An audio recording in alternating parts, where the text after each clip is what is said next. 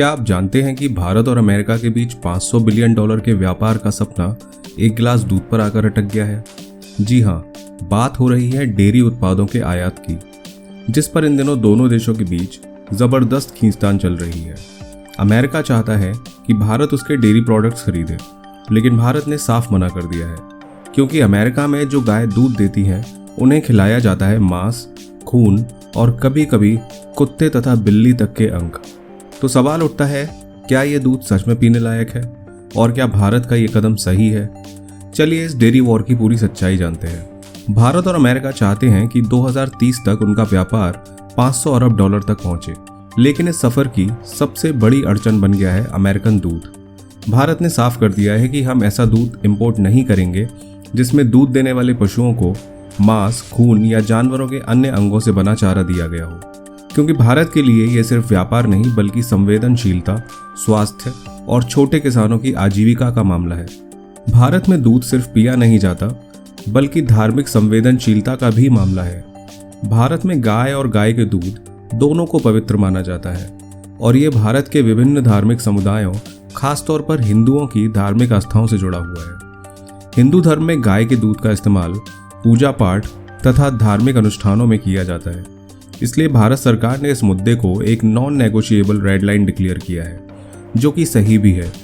भारत ने जोर दिया है कि किसी भी इंपोर्टेड डेयरी प्रोडक्ट के साथ ये सर्टिफिकेशन होना चाहिए कि जानवरों को कभी भी पशु आधारित खाद्य पदार्थ नहीं दिए गए हैं। दूसरी तरफ अमेरिका का कहना है कि भारत की तरफ से ये एक अननेसेसरी ट्रेड बैरियर है।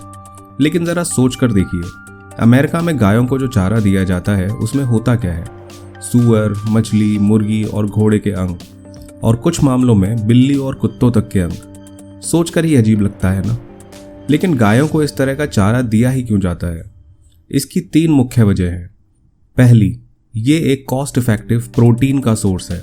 एनिमल बाय प्रोडक्ट्स जैसे बोन मील, ब्लड मील और फिश मील प्लांट बेस्ड ऑल्टरनेटिव्स की तुलना में प्रोटीन के चीप सोर्सेज हैं। दूसरी वजह है इससे मिल्क और मीट प्रोडक्शन में बढ़ोतरी होना।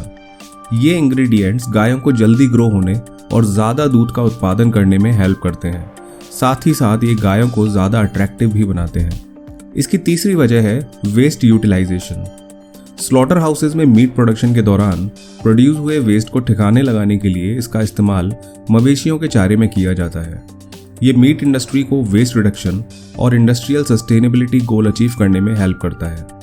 क्या गायों को नॉनवेज डाइट दिया जाना सही है?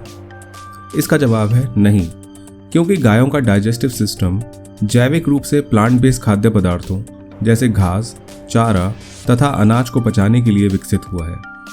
उनका 4 चैम्बर्ड स्टमक पौधों से सेलुलोज को फर्मेंट करने और उसे पचाने के लिए डिजाइंड है, मांस या एनिमल प्रोटीन के लिए नहीं। उन्हें मीट रेसिड्यू खिलाना उनके डाइजेस्टिव सिस्टम को डिस्टर्ब करता है, जिसके परिणाम स्वरूप फुलाव, बीमारी, यहाँ तक कि गाय की मौत भी हो सकती है। इसकी वजह से गायों में मैड काउ डिजीज नाम की एक बीमारी भी फैल सकती है।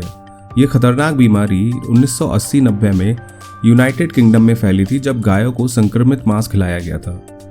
अमेरिका में भी इस तरह के कुछ केस सामने आए, तब जाकर अमेरिका के फूड एंड ड्रग एडमिनिस्ट्रेशन ने 1997 में एक रेगुलेशन पब्लिश किया, जिसमें गायों को मीट और खून से बने प्रोडक्ट देने पर बैन लगा दिया गया था। लेकिन आज भी अमेरिका में गायों को ऐसे भोजन खाने की अनुमति है जिसमें सूअर, मछलियों, मुर्गी, घोड़ों, यहाँ तक कि कुत्ते बिल्लियों तक के हिस्से शामिल हो सकते हैं। और कैटल प्रोटीन के लिए सूअर और घोड़े के ब्लड से बने खाद्य पदार्थ भी गायों को दिए जाते हैं। रिपोर्ट्स कहती हैं कि 10% अमेरिकन गायों के चारे में आज भी पशु अंग होते हैं। साथ ही इन्हें दवाइयों और केमिकल से भरा अनाज भी खिलाया जाता है। लेकिन सवाल ये है कि क्या आज ये खतरा पूरी तरह टल गया है? शायद नहीं, और शायद इसी वजह से भारत कोई जोखिम लेना नहीं चाहता। तो ये थी भारत और अमेरिका के डेयरी वॉर की पूरी कहानी। आपका क्या सोचना है? क्या भारत का रुख सही है या भारत दूध के बहाने अपने छोटे किसानों को बचाना चाहता है? नीचे कमेंट करके ज़रूर बताइए। और अगर आपको ये वीडियो पसंद आया हो तो लाइक, शेयर और सब्सक्राइब करना मत भूलिए।